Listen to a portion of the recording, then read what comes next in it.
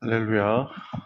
오늘도 마가복음 말씀 삼가라라는 제목으로 마가복음 말씀 12장 말씀으로 함께 나누도록 하겠습니다. 오늘 본문은 함께 읽으시겠습니다. 함께 2페이지 정도인데요. 함께 읽도록 하겠습니다. 함께 읽으시죠. 시작. 예수께서 가르치실 때에 이르시되 긴 옷을 입고 다니는 것과 시장에서 문안받는 것과 회당에서 높은 자리와 잔치의 윗자리를 원하는 서기관들을 삼가하라. 그들은 과부의 가산을 삼키며 외식으로 길게 기도하는 자니 그 받는 판결이 더욱 중하리라 하시니라. 예수께서 헌금함을 대하여 앉으사 무리가 어떻게 헌금함에 돈을 넣는가를 보실새 여러 부자는 많이 넣는데 한 가난한 과부는 와서 두렙돈 곧 한 고드란트를 넣는지라. 예수께서 제자들을 불러다가 이르시되 내가 진실로 너희에게 이르노니 이 가난한 과부는 헌금함에 넣는 모든 사람보다 많이 넣었도다. 그들은 다 그 풍족한 중에서 넣었거니와 이 과부는 그 가난한 중에서 자기의 모든 소유 곧 생활비 전부를 넣었느니라 하시니라. 아멘.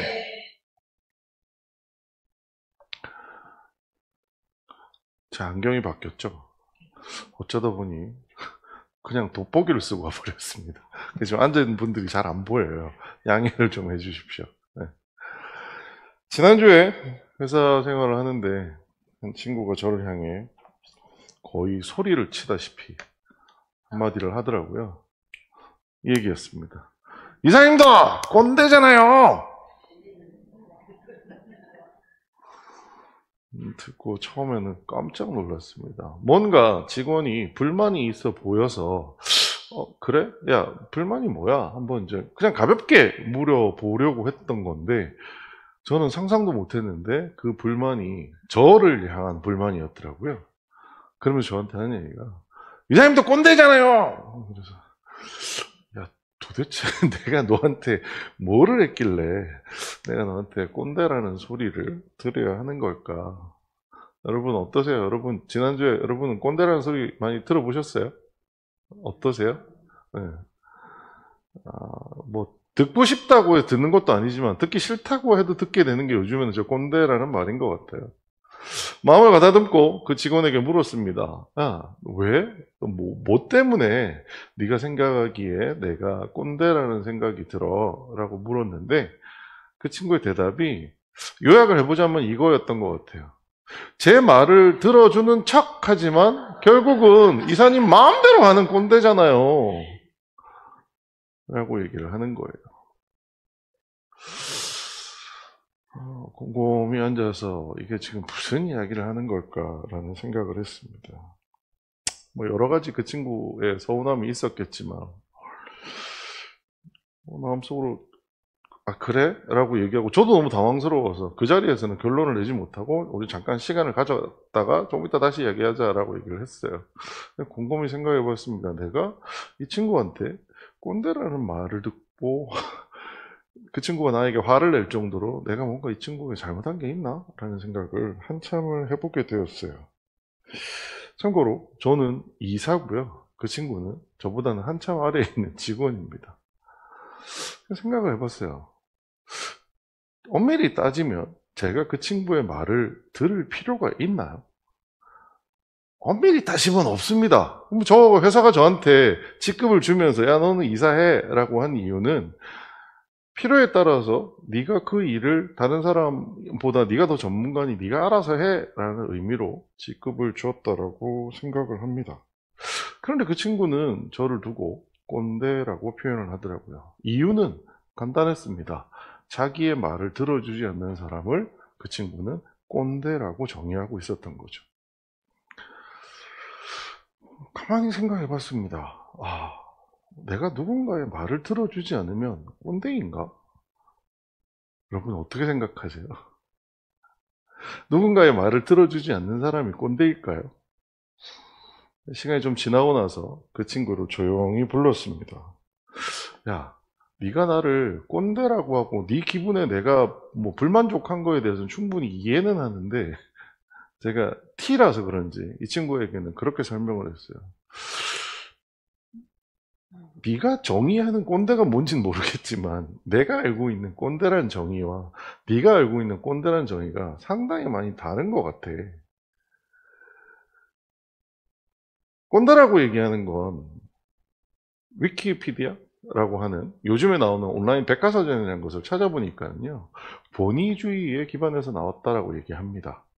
권위주의라고 얘기하는 게 뭐냐면 절대적인 권력과 권리를 가진 누군가가 아랫사람의 얘기를 전혀 들어주지 않고 지 멋대로 하는 것을 두고 꼰대라고 이야기를 한다고 합니다.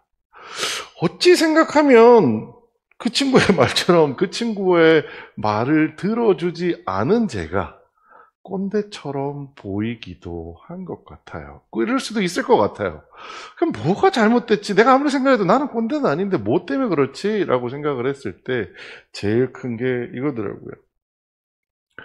저에게는 권력이 있습니다. 회사에서 이사라고 하는 직급이 있고요. 그 직급 제 밑에 있는 부서들에 대해서 제가 뭔가를 할 수 있는 권력을 가지고 있습니다. 그런데 권력과 함께 주어지는 것이 있습니다. 여러분, 그게 뭘까요? 네. 권력과 함께 주어지는 것은 책임입니다. 만일 제가 그 친구가 요구하는 어떤 이야기를 듣고 혹은 듣지 않고 제 마음대로 판단해서 무언가 잘못된 결과를 얻었는데 그럼에도 불구하고 그 잘못된 결과가 제가 아닌 그 친구 때문이라고 말한다면 저는 책임지지 않는 자가 되기 때문에 그러면 꼰대가 맞다라고 생각을 했어요. 근데 저는 적어도 그러지는 않았던 것 같거든요. 그래서 이 친구가 고마워 얘기하면서 그런 얘기를 했어요. 야, 내가 네 이야기를 들어주는 거냐 들어주지 않느냐라고 하는 것은 나에게 주어진 권리야. 근데 그 친구가 고개를 끄덕끄덕해요. 내가 너의 이야기를 들어준 건 내가 너를 향한 배려를 한 거야. 그래서 너의 의견을 충분히 들었고 그 들은 의견을 내가 가지고 있는 지식과 경험을 섞어서 생각에 판단한 결과는 네 말대로가 아닌 내 판단의 결과에 따라서 하는 게 맞지 않을까? 그 친구가 그제서야 그건 그렇죠 라고 하더라고요. 그럼 내가 네 말을 들어주지 않은 게 아니라 네 말은 충분히 다 들었는데 결과적으로 네 말과 상관없이 나의 판단에 의해서 네 말과 네 뜻과 상관없는 다른 방향으로 결정했다고 해서 내가 꼰대가 되는 걸까? 라고 얘기했더니 그 친구가 이사님 제가 건방졌던 것 같아요 라고 하면서 꼬리를 내리더라고요. 이번 주에 이 말씀을 준비하면서 저는 그 꼰대라는 단어에 대해서 깊이 묵상하기 시작했습니다. 왜냐하면 그 꼰대라는 단어가 가지는 정의가 세상에 참 잘못되어 있는 것 같아요. 청년들의 오늘 이 자리에도 청년들이 많지만 청년들에도 해주고 싶은 말이었고 그리고 이미 꼰대라는 소리를 꽤 많이 듣는 어른들께도 해드리고 싶은 말씀이 이 안에 들어있는 것 같습니다. 여러분, 꼰대라고 하는 건 뭘까요? 실제 꼰대라고 얘기하는 것들을 의미하는 바는 뭘까요? 저는 이렇게 정의했습니다. 이번 주 한 주 계속 생각하면서 자, 권력만 누리고 능력도 없고 책임도 지지 않는 것이 뭐냐? 꼰대라는 거. 제가 회사에서 이사라는 직급을 달고 제가 맡은 분야에 대해서 직급은 달아서 권리는 가지고 있는데 아는 바가 아무것도 없어요. 아는 바가 없는 건 그렇다 치자고요. 아는 바가 아무것도 없는데 내 밑에 그것에 대해서 많은 경험을 가지고 있는 사람의 이야기를 듣지 않는다면 저는 꼰대일 겁니다. 반대로 제가 무언가는 할 수 있는 능력을 가지고 있음에도 내가 한 어떤 일의 결과를 내가 책임지는 것이 아니라 내 밑에 있는 직원들에게 야, 네 탓이잖아. 네가 잘못한 거잖아. 라고 돌린다면 그것도 또 다른 의미의 하나의 꼰대라고 할 수 있지 않을까라는 생각이 듭니다. 저는 그 친구의 그날 대화가 끝나면서 화기애애하게 잘 끝났어요. 그러면서 결과적으로 이 이야기를 하면서 그 친구한테 그런 얘기를 한 거죠. 뭐라고 얘기했냐면, 야, 너도 점권이야. 여러분, 점권 무슨 말인지 아세요? 네, 너도 젊은 꼰대야. 너 다를 게 뭐 있어? 너도 네 말 안 들어줬다고 징징거리는 거 아니야. 어? 너도 꼰대야, 꼰대. 어? 권리와 책임이 참 혼란스러운 시대가 된 것 같습니다. 윗사람에게는 권리가 있고요. 또 반대로 책임도 있습니다. 그리고 그 사람에게 권리를 준 이유도 있겠죠. 그런데 이런 권리와 책임에 대한 관계가 굉장히 모호해지고 이걸 도대체 어떻게 이해를 해야 될까라는 생각이 들게 만드는 시대가 요즘인 것 같습니다.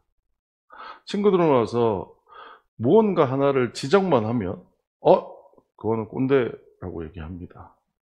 어떠한 힘든 일이 생겼을 때 과거에 똑같은 상황에서 나는 이런 경험을 한 적이 있다라는 이야기를 던져도 그거는 나 때는이고요.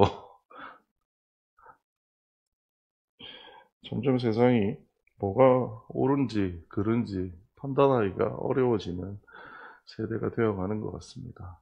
그러던 중에 오늘 본문을 설교를 준비하기 위해서 읽었습니다. 그리고 제가 생각했던 건 정말 재밌게도 예수님이 꼰대에 대해서 말씀하고 계신다라는 생각을 하게 됐어요. 오늘 본문 속에 꼰대가 있습니다. 그 꼰대가 과연 누구인지, 그리고 우리는 꼰대가 아닌 어떤 사람으로 그리스도인답게 사는 게 옳은 것인지 오늘 본문을 통해서 한번 살펴보고자 합니다. 사실 오늘 본문은 설교하시는 목사님에 따라서 혹은 신학자들에 따라서 전혀 다른 의미로 해석이 되는 본문입니다. 여러분, 오늘 본문에 두 가지 얘기가 나옵니다. 하나는 뭐냐면 서기관에 대한 얘기입니다. 일반적으로 교회에서 많이 들었던 이야기는 이걸 겁니다. 첫 번째, 서기관의 행태를 예수님께서 비판하십니다. 두 번째, 그 과부의 두렵던 헌금을 보면서 예수님께서 굉장히 칭찬하시는 독립된 두 다른 이야기가 들어있다라고 해석되는 것이 전통적인 설교나 성경 해석의 방법이었습니다. 여러분, 이 얘기 많이 들어보셨죠? 서기관들에 대해서 비판하시고 과부의 헌금을 통해 칭찬하시면서 저 부자들이 많이 내는 것보다 저 가난한 과부가 두렵돈 자기가 가진 모든 것을 냈기 때문에 훨씬 더 많이 헌금한 사람이다 라고 칭찬을 하는 걸로 보는 것이 과거 전통적으로 해석해왔던 설교의 방식, 성경의 해석의 방식이었습니다. 제가 신학교 갔을 때였던 것 같습니다. 목사님 한 분이 오셔가지고 설교를 하시는데 그 설교를 듣고 모두가 그 자리에 얼어붙었었습니다. 왜냐? 똑같은 본문을 가지고 기가 막히게 다르게 설교를 하시는 거예요. 뭐라고 설교를 하시냐? 사실은 이 본문은 두 개의 이야기를 다루는 게 아니라는 겁니다. 이 본문은 사실은 하나의 이야기를 다룬다는 거죠. 하나의 이야기 뭐예요? 과부의 호주머니까지 털어내는 서기관의 잘못된 행태를 비판하는 이야기라는 겁니다. 앞에 서기관의 행태가 이렇게 나쁜 짓을 하고 저렇게 나쁜 짓을 하는데 실제 그 서기관이 어느 정도로까지 나쁜 놈들이냐?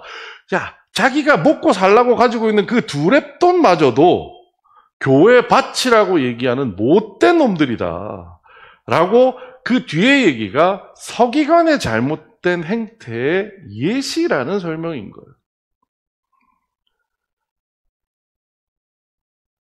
어떤 친구들 사이에서는 할렐루야가 터지더라고요.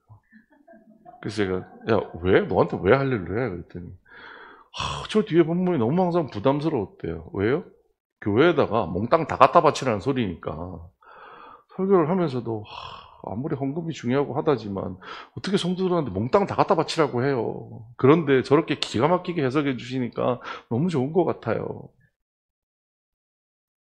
여러분, 어떤 해석이 여러분 마음에 더 드시나요? 둘 다 아주 유명하고 저명한 성경학자들의 주석에 둘 다 나오는 이야기입니다. 이렇게 해석할 수도 있고요. 저렇게 해석할 수도 있습니다.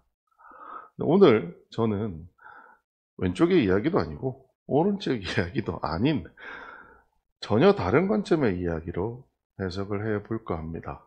제가 이렇게 해석하게 된 계기는요, 다름 아니라 꿈 때문이었습니다. 기억이 정확하게 안 납니다. 꿈이다 보니까. 그런데 어제 아침에 설교 준비를 다 해놓고 자다가 일어났는데 하나님이 뭔가 꿈을 꾸게 해주셨어요. 그 꿈을 생각하는데 갑자기 이 성경 본문이 다르게 보이기 시작했습니다. 어떻게 다르게 보였는지 지금부터 함께 나눠볼까 합니다. 오늘 본문 이렇게 시작합니다. 예수께서 가르치실 때 이르시되 긴 옷을 입고 다니는 것과 시장에서 문안받는 것과 회당의 높은 자리와 잔치의 윗자리를 원하는 서기관들을 삼가라 라고 되어 있습니다. 우리 여기서 주목하는 건 뭔가요? 서기관들을 삼가라 라고 하는 이야기에 주목하죠.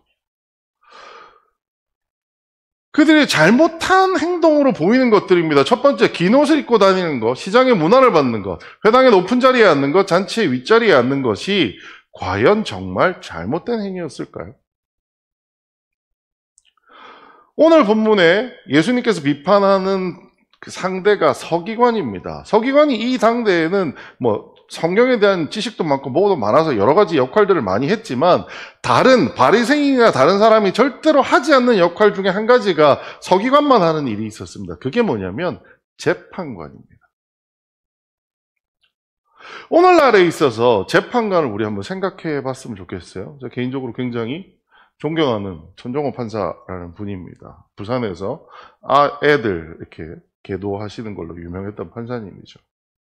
자, 이 판사님은 판사입니다. 여러분, 판사복 법복이라는 거 보셨죠? 긴 옷인가요? 짧은 옷인가요? 자, 긴 옷입니다. 저분이 시장에 가면 사람들이 어떻게 할까요? 어우, 판사님 오셨어요. 어우, 판사님 오셨어요. 다들 인사를 합니다. 세 번째, 회당의 높은 자리라고 하는데 이 판사가 일하는 곳은 어디예요? 법원입니다. 여러분, 안 가보셨기를 바랍니다만 법원의 판사는 어디에 앉나요? 높은 자리에 앉아요. 자, 뭔가 잔치가 있고 뭔가 대단한 행사가 있으면 판사의 자리는 미리 준비되어 있습니다. 항상 좋은 자리예요. 이분은 비판받아야 할까요? 저는 이 본문을 읽었을 때, 긴 옷을 입고 시장에서 문화를 받고 회당에서 높은 자리에 앉고, 잔치의 윗자리를 앉는 것이 예수님께서 비판하신 내용인 줄 알았어요. 그런데 가만히 생각해 보면요, 아니에요. 이건 너무 당연한 일이에요. 판사가 되면은요, 판사라는 권력을 가지면은요, 당연히 따라오는 일들입니다. 당연히 따라오는 일들. 그럼 예수님은 도대체 서기관들의 무엇에 대하여 비판을 하신 걸까요? 서기관들이 가지고 있는 것도 이 판사하고 똑같이 그들의 권력이자 권리인 것이 여기 나와 있는 이 얘기들이에요. 그럼 예수님이 비판하신 것은 적어도 여기에 나와 있는 이러한 행위가 아니다라는 거예요. 제가 회사에서 직원의 말을 들어주지 않았다. 그러니까 귀로 듣지 않았다가 아니라 그가 해달라는 대로 해주지 않았다는 것이 제가 꼰대가 되는 이유인가요? 아니에요. 저는 그럴 이유가 없어요. 제가 그 친구가 하자는 대로 하지 않았다고 제가 욕먹거나 혼이 나야 될 이유는 없어요. 왜요? 저에게 주어진 권리라는 게 있습니다. 저에게 주어진 권력이라는 게 있습니다. 서기관에게도 마찬가지였습니다. 오늘날 판사에게 마찬가지처럼 이런 권력은 주어져 있는 겁니다. 이런 권리는 주어져 있는 겁니다. 이게 잘못된 것 아닙니다. 그럼 예수님은 왜 이 사람들을 비난을 하셨을까요? 본문을 잘 읽어보면요, 이 모든 문장의 맨 끝에 공통적으로 붙어있는 동사가 하나 있습니다. 그것을 원하는 서기관이라는 겁니다. 그것을 원하는 서기관. 판사가 된 이유가 긴 옷을 입고 싶어서이면 말이 되는 걸까요? 판사가 된 이유가 시장에서 문안받고 싶어 하는 거라면 말이 될까요? 판사가 된 이유가 재판장의 높은 곳에 앉는 것이 이유라면 말이 될까요?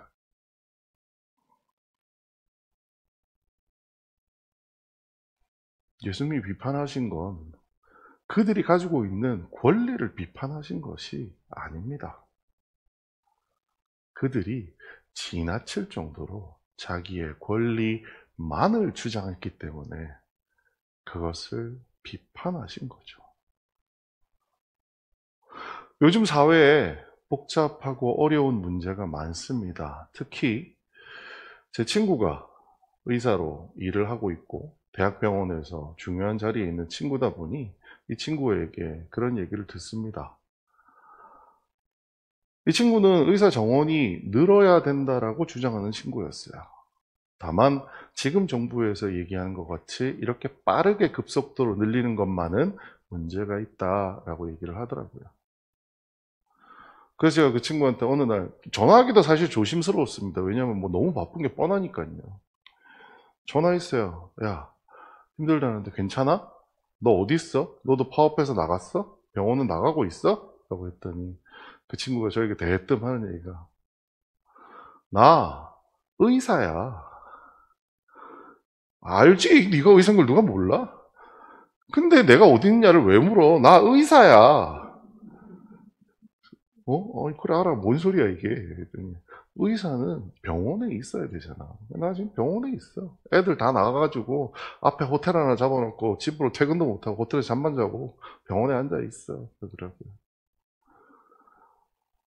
그 친구 얘기 들으면서 오늘 이 본문의 얘기가 들렸습니다.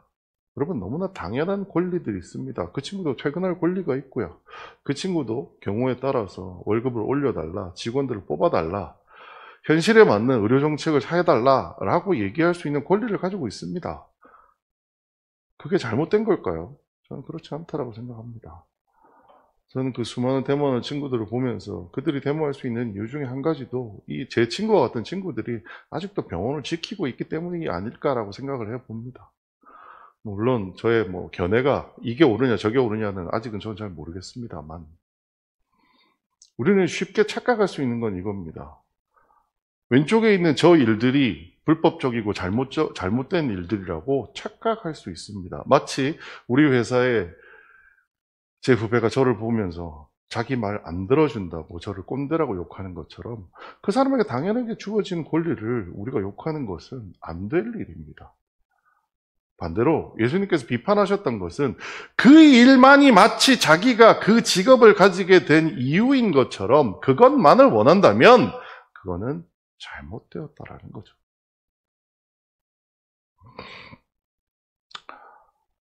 그래서 예수님은 권리와 권위를 원하기만 하는 서기관들을 삼가하라. 원래 단어는 보랍니다. 서기관들을 한번 봐봐. 쟤네들이 맞는 일을 하는 건지 라고 얘기하고 있다라는 거죠.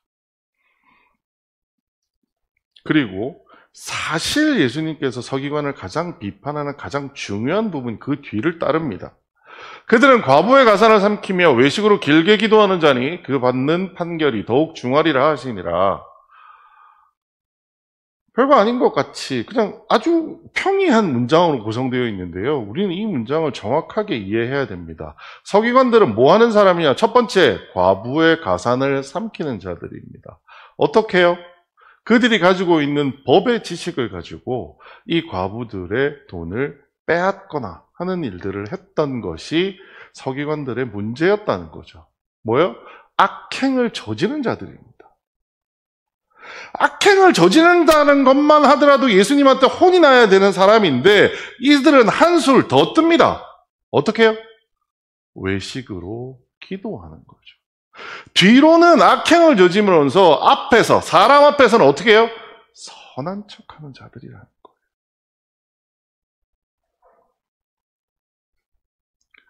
예수님이 서기관들을 비판하신 것은 서기관들이 그 시대에 당연히 받은 권리나 권력을 가지고 비판하신 것이 아닙니다. 그들이 당연히 가지고 있는 권리만을 주장한 채 그들이 원래 가지고 있는 책임은 뭐였는데요? 성경을 가르치고 성경대로 백성들을 재판하는 것이 그들이 가지고 있었던 책임입니다. 예수님이 비판하신 건 자기의 책임은 내어버린 채 자기가 가지고 있는 권리만을 요구하는 그 서기관들을 비판한 겁니다. 자기의 책임을 내버리는 정도로 끝나는 게 아니라 그렇게 악행을 하고서도 사람들 앞에서는 선한 척, 귀한 사람인 척 대접받기 위하여 외식으로 기도하는 자들이었기 때문에 예수님한테 비난을 받을 수밖에 없었다라는 것. 악행을 회개하기는커녕 선한 척 덮어버리기만 하는, 큰 소리로 기도하며 덮어버리기만 하는 그 서기관을 향하여 예수님께서는 저주에 섞인 말을 하십니다. 그 받는 판결이 더욱 중하리라. 서기관이 예수님께 혼난 이유는 그들이 높은 자리나 이런 것을 원했기 때문이 아닙니다. 만약 오늘 제가 그 서기관들에게 인터뷰를 한다고 생각해 보죠. 당신은 왜 서기관이 되었습니까? 라고 물었을 때 사실 그 서기관들은 속마음으로 이렇게 얘기할 겁니다. 돈도 좀 되고 사회적 지위도 좀 있고 좋잖아요. 그게 제가 서기관이 된 이유예요. 솔직히 말하면 예수님이 비판하신 건 이 포인트입니다. 그들에게 주어진 권리가 뭘 대단해서요? 그들이 가지고 있는 휘두른 권력이 대단해서요? 아니요. 그 권리와 권력은 휘둘라고 그들에게 준 겁니다. 그런데 그들은 권리만을 요구한 채 아무것도 책임지지 않는 모습. 심지어는 자기는 나쁜 짓을 해놓고 마치 자기는 여전히 선한 사람인 척 외식하는 모습이 예수님께 왜 비판받는다라는 거죠. 책임을 잊은 채 권리만을 요구하는 이들을 뭐라고 불러야 할까요? 여러분, 이게 꼰대입니다. 책임을 잊은 채 권리만 요구한다면 그게 다름 아닌 꼰대입니다. 저는 오늘 이 말씀을 읽으면서 제 스스로에게 돌아봤습니다. 제가 회사에서 책임을 잊은 채 권리만 요구하고 있나? 적어도 제 회사 일에 있어서만큼 그러지는 않은 것 같아요. 내가 꼰대라는 소리는 들을지는 않아도 되겠구나 라는 생각을 해보았습니다. 여러분들은 어떠세요? 여러분들은 꼰대신가요? 젊은 애들이 보면 여기 계시면 다 꼰대예요. 그거 말고요. 오늘 예수님이 말씀하시는 그 정의 안에도 내가 꼰대라면 우리는 회개해야 됩니다. 예수님이 보시기에도 야, 너는 책임감은 잊어버리고 권리만 자꾸 얘기해. 그건 뭐라고요? 네가 나중에 심판날 네 죄가 더 커. 차라리 잘못했으면 회개를 해. 아닌 척하지 말고. 라고 얘기하는 게 오늘 서기관을 향한 얘기이자 곧 이 시대의 말씀을 읽고 있는 우리에게도 하시는 말씀이라고 저는 생각합니다. 자, 그런데 여기서 그치지 않고 또 한 사람이 등장합니다. 이 사람은 누구냐? 예수께서 헌금함을 대하여 앉으사 우리가 어떻게 헌금함에 돈을 넣는가 보실세. 여러 부자는 많이 넣는데 한 가난한 과부는 와서 두 렙돈 곧 한 고드란트를 넣는지라. 우리 너무 잘 알고 있는 본문이죠.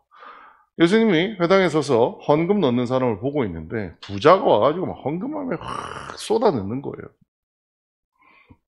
사람들이 보면서 와, 저 돈 정도 들어가면 그 회당이 무너진 것도 보수할 수 있을 것 같고 회당에 있는 다른 사람 월급도 줄 수 있을 것 같고 야, 저 사람 때문에 회당이 돌아가네 라고 다들 생각하고 있을 때 초라한 과부 하나가 와서 부자 옆에서 동전 2개를 딸랑 집어넣고 가는 겁니다. 그것도 부끄러워서. 여러분, 두 렙돈 어느 정도 되는 돈일까요? 두 렙돈. 뭐 여러 가지 설교 들으셨을 거예요. 두 렙돈은 한 데나리온이 128렙돈이랍니다. 1데나리온이. 근데 여러분 아신 분은 아시겠지만 1데나리온이 뭐냐? 하루 임금입니다. 하루의 품삯. 엊그제 내년도 최저임금 나왔다고 하더라고요. 그 최저임금 얼마인지 여러분 아세요? 드디어 10,000원을 통과했습니다. 그래서 1030원이랍니다. 1030원 곱하기 하루에 8시간 하면 하루의 임금 1240원이 되겠죠. 그것을 나누기 128 하면 랩돈이라는 단위가 나올 텐데 그게 얼마냐 하면 627원입니다.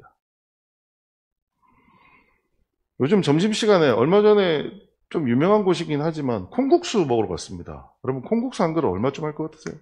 콩국수 얼마? 7,000원. 와우. 제발 7,000원짜리 콩국수가 있으면 좋겠습니다. 콩국수 먹으러 갔는데요. 콩국수 하나 딸랑 나오고 김치 하나 딱 줍니다. 반찬 다른 거 아무것도 없어요. 물, 젓가락, 콩국수, 김치, 수저 딱 요거 나와요. 16,000원입니다. 말씀보다 이게 더 놀랍군요. 요즘 세상이 그렇습니다.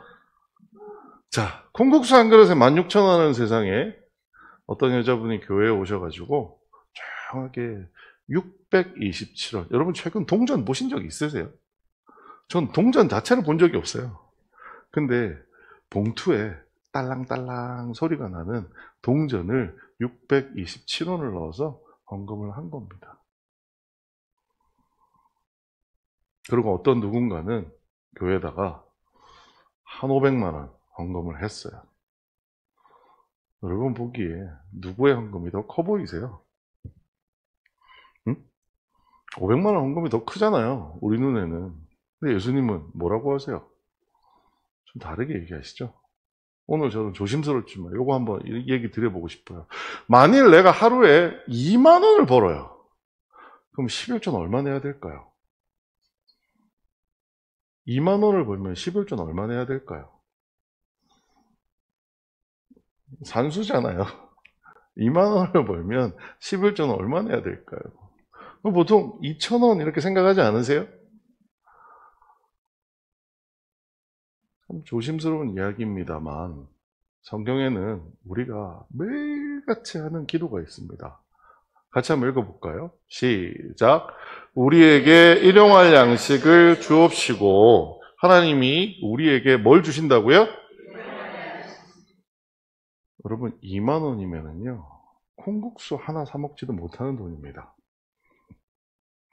하나님이 나에게 그 돈을 주셨는데 제가 여러분 2만 원 받으셨으니 11조 2,000원 내셔야죠 라고 얘기한다면 저는 바르게 가르친 목사라고 할 수 있을까요?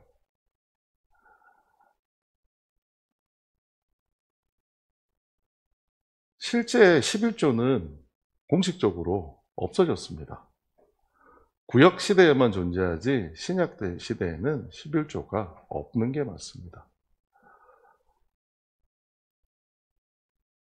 금액을 정해놓고 얼마를 해야 된다는 헌금은 신약 시대에는 없습니다.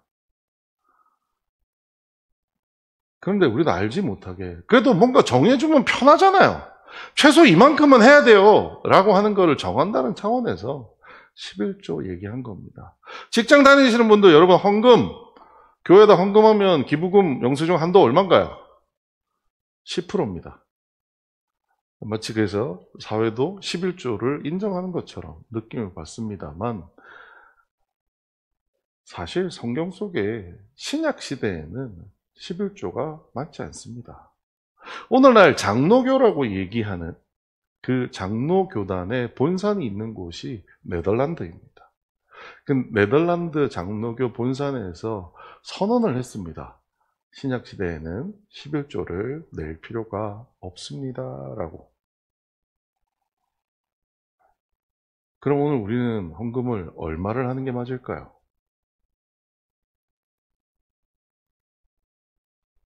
여러분, 헌금은요, 감사하는 만큼 하는 겁니다. 여러분, 왜 10분의 1만 내세요?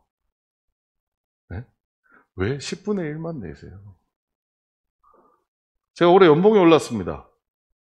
연봉이 올라서 작년하고 똑같이 비교해보면 대충 얼마쯤 월에 더 받겠구나라는 생각을 했어요.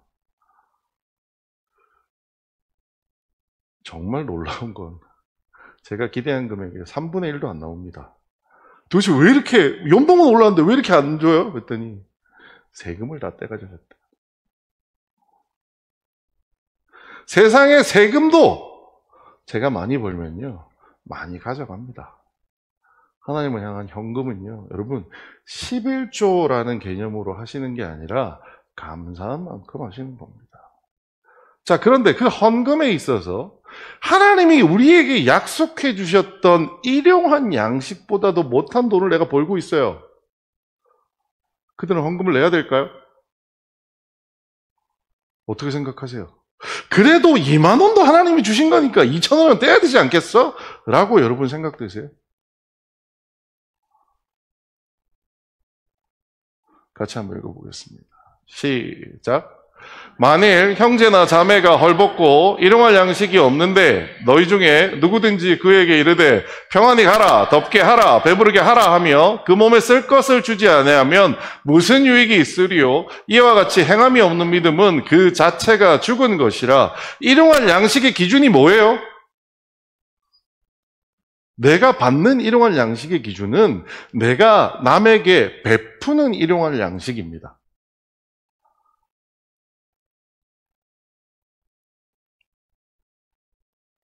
2만 원 받은 사람을 2만 원 받은 사람 헌가 얼마라고 얘기했는지 하나님 말씀에서 한번 찾아볼게요. 이 본문도 같이 한번 읽어보겠습니다. 시작. 내 밭에서 곡식을 거둘 때에 한 무더기를 밭에 잊어버렸거든 다시 가서 가져오지 말고 객과 고아와 과부를 위하여 남겨두라. 그리하면 내 하나님 여호와께서 내 손으로 하는 모든 일에 복을 내리시리라. 무슨 말씀이에요? 일용할 양식보다 덜 벌은 누군가는 어떻게 해야 돼요? 교회 헌금을 내는 게 아니고요. 교회가 그 사람한테 돈을 줘야 됩니다. 그게 성경의 가르침입니다. 2만 원 받은 사람에게 2천 원, 너 2만 원 벌었으니 11조 2천 원을 내라 라고 하기 전에 교회가 고민해야 될 건 뭐냐면 뭐라고 되어 있어요? 객과 고아와 과부를 위해서 어떻게 하라고요? 남겨두라고요. 구약 성경에 수없이 적혀 있습니다. 고아와 과부가 돈을 하나도 못 버는 사람? 아닙니다. 조금은 버는 사람이었어요. 근데 그게 너무 조금 벌다 보니 하루에 먹어야 될 양식만큼도 못 버는 거예요. 결대로 구약에서는 그들에게 헌금하라고 하지 않습니다. 뭐라고 얘기해요? 다른 사람들로 하여금 그들을 먹여주라고 얘기합니다. 교회가 그들을 챙겨주라고 얘기합니다. 실제 그렇지 않나요? 요즘 한국교회도? 여러분, 대한민국에 아무리 교회가 욕을 먹어도요, 이 나라의 복지사업의 30%, 35% 정도를 다 누가 해요? 교회가 합니다. 그 재정은 나라가 준다고요? 아니에요. 교회 헌금에서 나옵니다. 분당 우리 교회, 저 기억나는 게 분당 우리 교회에서 그 관리하고 있는 복지재단이 있습니다. 장애인 복지재단이라는 곳인데요. 대한민국에서 제일 큽니다. 교회 재정의 절반 가까이가 그 복지재단으로 다 들어갑니다. 왜요? 성경에 그렇게 나와 있으니까요. 그 교회 어느 성도 하나도 아니 우리가 이렇게 예배드리는 그 교회 여러분 아실지 모르지만 분당 우리 교회는 교회당이 없습니다. 예배당이 학교 그 강당에서 예배를 드려요. 예배를 드릴 때마다 체육관에다가 그 이 접이식 의자 있잖아요. 그걸 한 2,000개씩 까느라고 성도들 할아버지들까지 막 새벽에 나오셔가지고 그 의자 깔고 있어요. 끝나고 나면 의자 다 치워줘야 돼요. 왜? 월요일날 운동해야 되니까 학생들.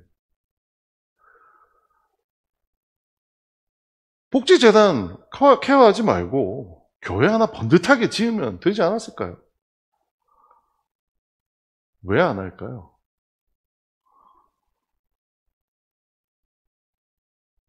교회가 가진 책임이 있기 때문입니다.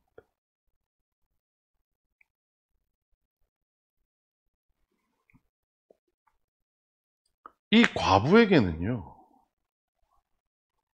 권리가 있었습니다.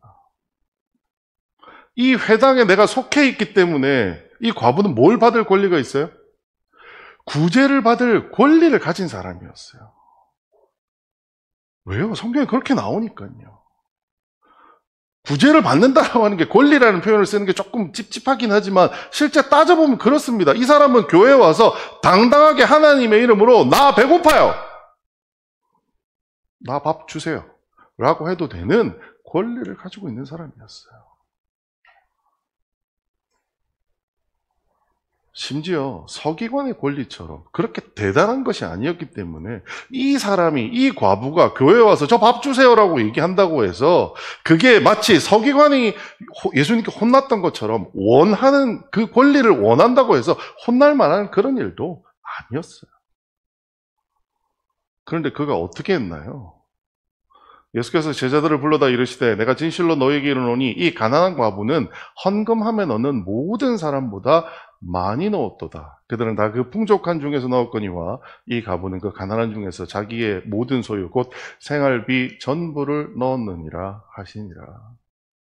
예수님이 칭찬하신 것이 헌금을 많이 넣었기 때문에 칭찬을 하셨을까요? 전 이 본문에 이렇게 적혀 있긴 하지만 계속해서 묵상할수록 저는 그 뜻이 아니었다라고 생각합니다. 부자와 비교해야 되다 보니 많이라고 하는 부사가 사용되기는 했지만 실제 예수님께서 여기서 칭찬한 건 뭐였을까요? 원래 회당에서 헌금하는 이유는 세 가지입니다. 성전 유지 보수, 성전 봉사자나 지도자들의 월급을 주는 거, 세 번째, 가난한 이들을 구제하는 겁니다. 이 회당에 들어있는 사람이라면, 이 회당에 속해 있는 사람이라면 헌금을 해야 될 책임을 가지고 있습니다. 근데 그 헌금을 해야 될 책임 중에 뭐가 있어요? 가난한 이들을 구제하는 게 들어있습니다. 이 여인은 헌금을 해야 될 책임이 아니라 구제를 받을 권리를 가진 사람이었어요. 그런데 그 여인은 어떻게 했어요? 자기의 구제받아야 할 권리를 포기하는 데서 멈추는 게 아니라 나도 이 공동체의 일원이라 나도 그 책임지겠다고 내가 가진 전부를 교회에다가 드리는 모습을 보여주고 있는 겁니다. 저는 이 두 사람의 비교가 다른 이야기를 하고 있는 것이 아니라 하나의 이야기를 하고 있다고 생각합니다. 권리를 포기하고 오히려 책임을 다한 것이 과부의 모습입니다. 이 두 이야기 속에는 권리와 책임에 대한 이야기를 저는 공통적으로 하고 있다고 생각합니다. 책임을 방기한 채 권리만 누리려는 서기관, 권리를 포기한 채, 구제받을 수 있는 그 권리를 포기한 채 공동체의 책임인 헌금을 하는 그 과부의 모습을 통해서 오늘 우리 스스로를 생각해 보게 됩니다. 책임을 방기하고 권리만을 누리는 서기관, 오늘 요즘은 뭐라고 해요? 그게 바로 꼰대입니다. 여러분, 우리는 어떤가요? 우리의 책임은 다 잊어버리고 권리만 원하고 있지 않나요? 여러분, 권리 자체가 잘못된 것 아닙니다. 판사가 높은 자리에 앉는 거예요? 판사가 시장 가서 인사받는 거예요? 판사가 긴 옷을 입는 거예요? 아니요. 그거는 정해져 있는 권리입니다. 우리는 그걸 가지고 뭐라고 해서는 안 됩니다. 오늘 본문은 뭐라고 얘기하나요? 권리만 요구한 채 책임을 잊어버리는 거라면 그것이야말로 꼰대라는 거. 그것이야말로 예수님 말씀대로 비판받아 마땅한 나중 그 심판에 그 심판이 중할 거다라고 표현하는 일이라는 거죠. 그럼 우리가 취해야 할 것은 뭘까요? 권리를 포기하고 책임을 지는 역할의 모습을 보여줬던 과부처럼 여러분 권리 100% 포기해야 되냐? 아닙니다. 여러분 권리 행사할 때 행사하세요. 필요합니다. 이것도. 하지만 권리보다도 더 중요한 게 뭐예요? 우리에게 맡겨진 책임력. 우리에게 맡겨진 책임에 좀 더 주목했으면 좋겠다라는 겁니다. 이 시대를 통틀어서 젊은 사람, 연세가 있으신 분 모두를 다 놓고 보면 이제 너무 다 똑똑해졌습니다. 너무 다 아는 게 많습니다. 그래서 자기의 권리가 뭔지 모르는 사람 거의 없습니다. 하지만 권리를 공부하는데 모든 머리와 시간을 다 써서인지 우리가 많이 까먹고 있는 게 뭐냐면 책임입니다. 여러분은 어떤 책임을 가지고 사시나요? 그리스도인에게 주어진 책임을 한마디로 정리하라면 하나님을 사랑하고 이웃을 사랑하는 겁니다. 여러분, 예수 믿으니까 성공해야 된다고요? 예수 믿으니까 돈 많이 벌어야 된다고요? 예수 믿으니까 그건 어찌 보면 우리의 권리입니다. 하지만 예수님은 권리를 주장하고 책임을 지지 않는 사람에게 심판하시겠다고 얘기합니다. 반대로 권리를 포기한 채 자기의 책임을 다하겠다는 사람을 지극히 칭찬하시는 모습을 보여주시는 것이 예수님의 말씀입니다. 여러분, 어떤 자리에 서시겠습니까? 서기관의 자리에 서시겠습니까? 아니면 과부의 자리에 서시겠습니까? 여러분에게 주어진 책임이 무엇인지 곰곰이 생각해 보시고 그 책임을 다하는 여러분들이 되시기를 주님의 이름으로 부탁드리겠습니다. 지금은 우리 구주 예수 그리스도의 은혜와 하나님 아버지의 크신 사랑과 성령님의 감동, 감화하심과 충만 역사하심이 오늘 함께 하나님 앞에 머리 조아려 순종하며 책임지기로 약속하는 초대교회 모든 성도들 머리 위에 영원토록 함께 있을지어다.